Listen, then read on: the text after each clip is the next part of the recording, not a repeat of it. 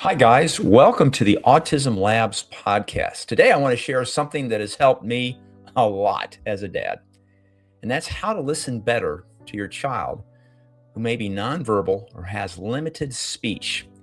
Now, I don't mean listen as in hear sounds. I mean the kind of listening that reduces anxiety, helps your child feel understood, calms the moment, and honestly brings more joy to both of you. Now, this episode was inspired by a TED Talk that I listened to the other day and a book by Megan Stevens and Nicole Lowenbraun.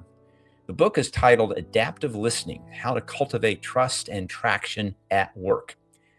Now, they built this model in this book really for adult communication, but the core ideas translate beautifully into parenting, especially when communication's hard. Because when your child doesn't have reliable words, listening becomes bigger than language. It becomes facial expressions, body language, gestures, pacing, tone of voice, and yes, even silence. Listening is intentional. It's work. It's a skill. And it's also one of the most powerful tools we have to help our kids feel safe and manage their anxiety. In a second, I want you to watch a short clip of our son, Michael. He's nonverbal, and he's communicating with his speech therapist using touch chat on his iPad. As you watch, don't only listen to the device, but watch Michael. Watch his face, watch how he tracks his therapist, how he processes what she's saying, how long it takes him to process what she's saying, how he responds to choices, and how the therapist prompts without rushing him. Hamburger, yes, not available. Good job, Michael. Nice putting the hamburger together. Want to play again? Do you want more or done? Finished. Finished with that one? Something different? Excuse me. Finished. Okay. Where does the hamburger go? Ladybug. Away. All right, I'll take order 5. And I'll put it away.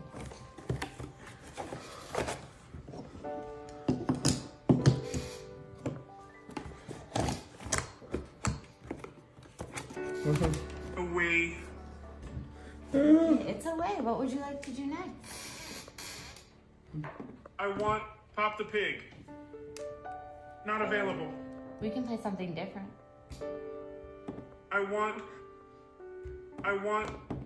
puzzle. We did that already. How about catch the fox? Want to catch the fox? Fuzzy ball. Pop the Pig.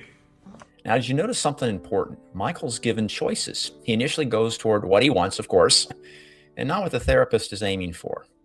But with the right support and prompting, you can see him adjust and make a different choice several times. Now, if you're thinking, well, my child isn't like Michael. My child ignores me, maybe melts down, screams, or gets aggressive when things don't go his or her way. And believe me, guys, I get it. Michael used to do that too. And honestly, he still does. Sometimes, especially when dear old dad is tired and dad's voice is not exactly calm or quiet or regulated. Because here's the truth. Sometimes our kids aren't the only ones who need help regulating. Sometimes the first person who needs to calm down for effective communication is me or you. And the interaction you just saw, that didn't happen overnight. That's years of therapy, years of practice, and years of small wins. So before we go deeper, let's zoom out to something basic. What are you trying to accomplish when you want to communicate with your child? Now, for us, for Kay and me, it's often about improving communication with Michael in the most practical sense. It's just a simple exchange of information. I'm trying to understand you. I'm trying to help you be understood, without either of us falling apart in the process. And that's where adaptive listening clicked for me. The big idea in this book, there isn't one way to listen. There are 4 ways to listen. And Megan and Nicole's research has shown that a lot of breakdowns happen, not because people aren't listening, but because they're listening in the wrong way for what the speaker needs. So they have this simple model they call SAID, S-A-I-D, and it relates to the 4 different listening modes. So think about, as I describe these, which one maybe best fits you. So there's support, there's advance, there's immerse, and there's discern. And here's the key. You and I tend to have that default style, what we naturally do without thinking. But the win is learning to pause and ask the simple question, what is the other person trying to communicate to me right now? And when your listening style matches the other person's need, trust builds faster and communication moves forward. Now let's translate that into parenting, especially with kids who are limited verbal or nonverbal. So to do that, think about what type of listener you might be. So for support listening says, I'm here, you're safe, and I get that this is hard. This is emotional validation. And with our kids, especially when they're dysregulated, support often has to come before any problem solving. Support listening looks like staying physically present without crowding, a calm voice, a soft face, patient pacing, mirroring a gesture or a rhythm, and letting them feel what they feel without you trying to fix it instantly. Sometimes support listening is literally sitting nearby, saying very little, and just not making things worse. Okay, so number 2, you maybe are more about immerse listening. Immerse listening says, I'm going to fully take you in. This is when your child is trying to communicate and needs you to slow down, watch the nonverbal cues, let them finish, and take in the whole message, not just a piece of it. If your child is slow to respond or repeats or struggles to get the message out, immerse listening is you showing them, I'm not rushing you. Michael, I'm staying with you. Now, number 3 is advanced listening. This is my personal preference, but it's got some problems. Advanced listening says, let's move forward. What's the next step? This is the part of me that shows up as the dad and thinks, okay, let's solve it. Let's fix it. Let's get you unstuck. Advanced listening can be great, but it can also be the fastest way to accidentally escalating a situation, especially if your child just needs support or immersion first. So if you're an advanced listening person, the practice is slow it down, match the moment. And 4, the last type of listening is discern listening. Discern listening says, let's evaluate this carefully. This is when your child needs you to make sense of conflicting signals, separate noise from meaning, notice all the patterns, and sometimes help clarify what's being communicated.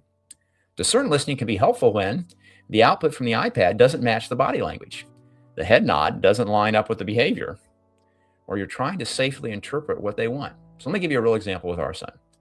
He was pounding the iPad the other day. He's going to break it. So I had to grab it away from him. And then he stood right in front of me and he started talking very loudly and very intensely. And I could see the frustration on his face.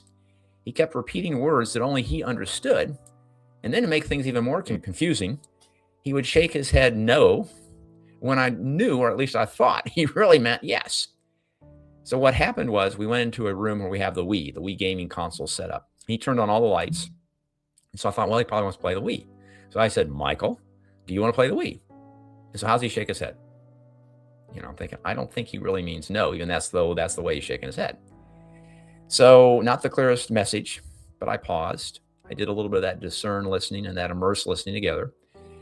And I looked at the context. I looked at his energy, where he is, what he just set up. And then I tried something again differently. The same question, but slower, with a little more warmth and enthusiasm in my voice. Michael, do you want to play the Wii? And then I got a yes. And when I finally turned on the Wii and handed the controller to him, he giggled. He even started laughing. And it's not just, yay, Wii. This is all something deeper than that. It's about the joy that he felt when he realized, you got me, Dad. I got through. I told you something, even though I can't talk, and you understood. So here's what I want to leave you with. If communication feels impossible right now, if it feels like your child is unreachable, please hear me. You don't need perfect words to build connection. You need better listening. And better listening isn't mystical or magical. It's actually learnable. It starts with one pause, one breath, one question. What does my child need from me right now? Sometimes the answer is support. Sometimes it's immersion. Sometimes it's discernment. And sometimes, once they're ready, it's helping them advance to the next step. And over time, those moments add up. And one day, you may find yourself ending the night with a happy kid, hopping into bed, still giggling because they felt understood. And you'll realize that wasn't just a fun moment. That baby was communication. That was trust. That was progress. So if this episode helped you, I ask you to maybe share it with another parent who needs hope, who's struggling. Or if you want, message me. Let me know what piece of this episode helped or what you didn't agree with. See you next time. Have a wonderful, wonderful week.